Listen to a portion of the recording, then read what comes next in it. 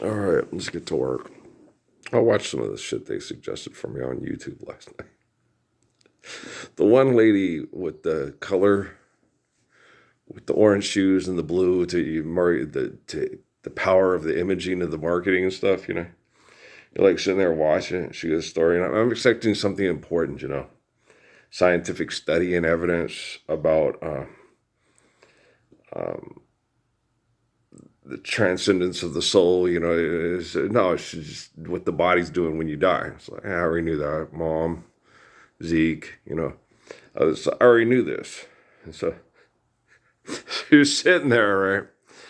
And because it's uncomfortable, being uncomfortable sucks, and being tortured is terrible. And the better we treat the mind and the body, the better the better the nature of the spirit, right?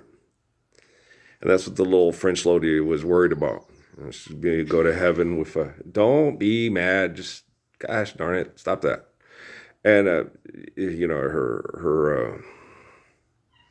saw her husband is going to heaven because he was a liberator from German occupation through economic conflict.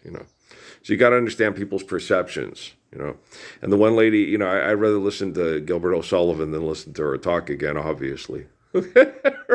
Anyone else would too, I think. Anybody in their right mind.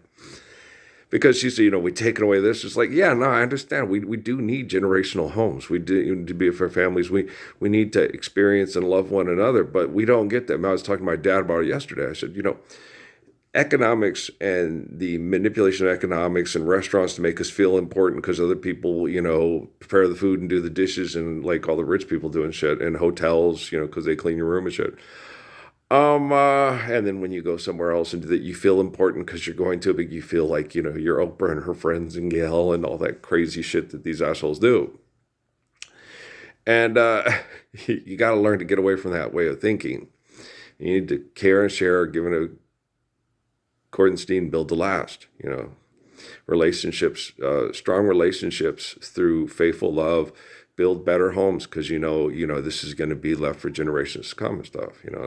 I think about my Steffi trying to get Noah to get the money through those Carsons, get her two daughters that are very allergic off the grid, and I've always been worried about that too, is getting Emily and Kate out of Phoenix, the deaf breathing cesspools, and get them to a place like Bisbee or someplace where you can breathe better, where you can breathe like on frickin' 310 to Yuma.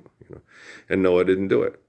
All because Noah likes all the attraction and distraction of the city and the commotion, and he's been taught by these cowardly people that took him away from me to be selfish.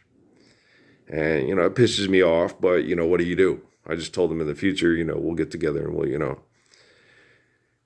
And he has forms of brain damage from the Wi-Fi and then constant cult abuse. So I'm not mad at Noah. I'm going after the people that abused Peter Fabre, that abused Amy Fabre, that abused Noah Parsons, that abused Natalie Parsons, that abused Patrick Parsons, that abused Stephanie Elaine Gilliard, that abused Ralph Earl Parsons Sr., that abused Pancha Benegas, that abused Lawrence Benegas, that abused Jerry and Linda Aviar. So I'm going after those assholes. I'm not going after...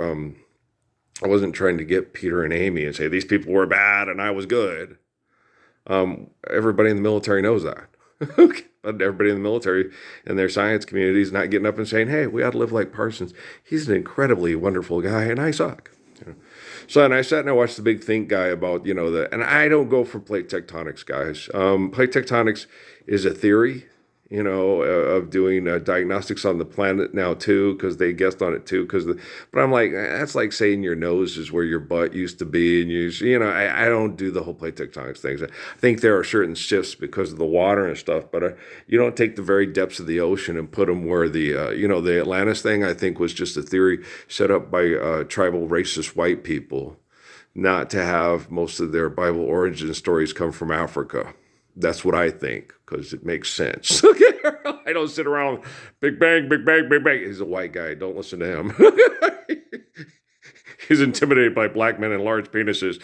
Lots of black guys hate it when the white guy's got a bigger penis. It's like, yeah, when we can run faster and jump higher too. Yeah, and a better dancer. Yes, yeah, that happens. Okay.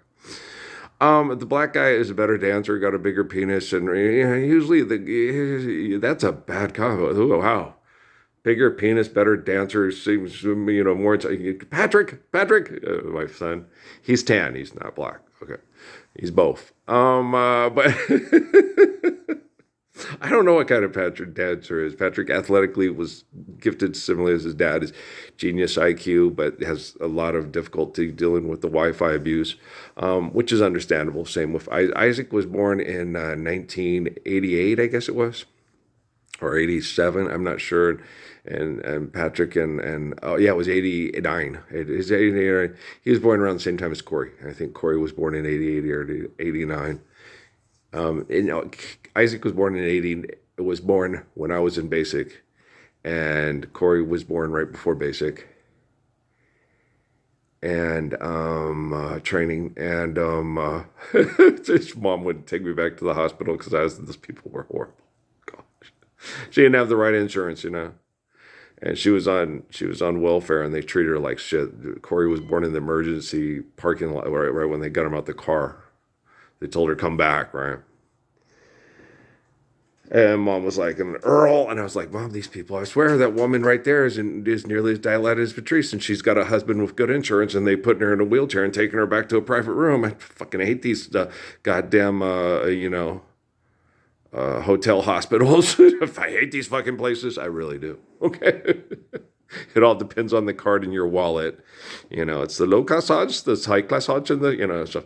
Oh, we'll talk about that. We'll talk about Krishnamurti and the lady that loves him so much. Yeah, from the school thing that I watched. We'll talk about that when I'm done with this one. That probably involves a good 7 minutes. Yeah. She adores him. The one lady who has the singing patient.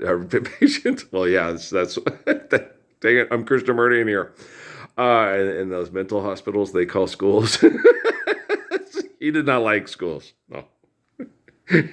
He wanted a place where kids could be free from indoctrination and saying you have to be this. He wanted people to be able to spend time with their families and do what is necessary, and then the eternal education of liberation would supersede indoctrination. He was really cool. Okay, guys, I love you. Me and Krishnamurti were like this. Okay, guys, I love you. Peace out, man.